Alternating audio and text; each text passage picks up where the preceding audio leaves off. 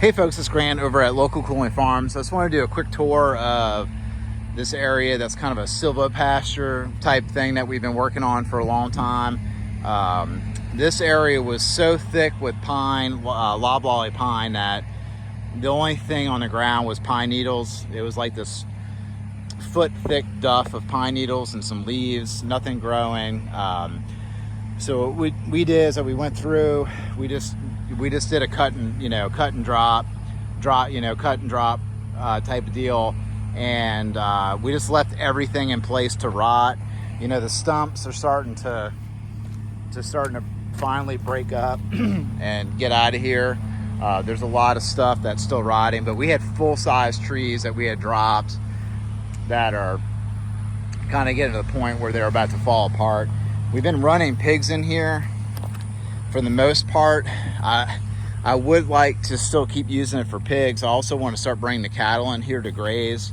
The goats were just in here, so that's why all this stuff is grazed pretty hard. But one thing that we did in this area, and they all didn't take, so we were cutting stuff down and just letting it drop, and then some other stuff we were doing some high cuts, so you can let some stuff regrow. And you can see how this little sapling did start to regrow, but it ended up dying, and that's fine. But if you come over here, this is actually a live oak. You can see how we did a high pollard cut up there, and you can see how it's growing out. Same thing for this oak right here. And then same thing for this sweet gum right here. You can see how we did this high pollard cut. It's a pollard cut if it's up high, and if it's a coppice cut if it's down below.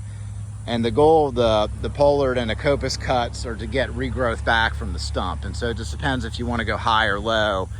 In this case, we did it high because we wanted the trees to grow to create some shade without the goats being able to get to it. So you can see all of this growth here are all high cuts that we did. And then, zoom going up, you can see the canopy of pine trees that we left. And so at this point, now that we've got, it's taken a long time. Now that we've got these pollard cuts developing shade, so you can see there's one right there, some of those trees back there. Now that they've developed some shade, we can actually start dropping some more of these pine trees, because these pine trees are, whatever. They're not really producing all that much for us. I mean, they've got some dappled sunlight shade. And so we're not really looking at the pines as like a real big asset here on the farm. And so we're gonna drop those. The more that we drop, we can let more sunlight hit the ground. We'll get more grass growth coming in here. And then we'll allow these other trees to grow back up and kind of be the shade trees that we really want to develop in this area. So, the pigs hit this area real hard. There's wallows in a bunch of spots.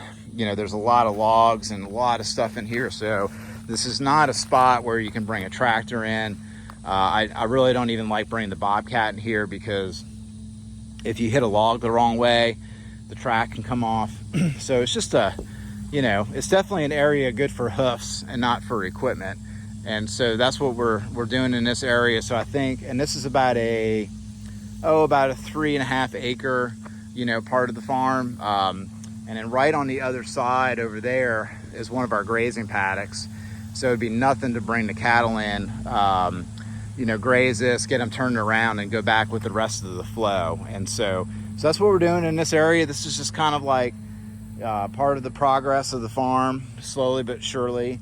And I'm in here today because we're dropping some pigs in here that we're gonna be processing in a couple of months. So they'll hang out here and do their thing before we bring them to the processor. But anyway, I just wanted to bring an up-to-date Sylvopasture, heavily wooded area that we had cleared with pigs, and post a video of that and show y'all what it's looking like. Y'all can reach out in the comment section if y'all have any questions, and I'll do my best to answer them. Y'all have a good one.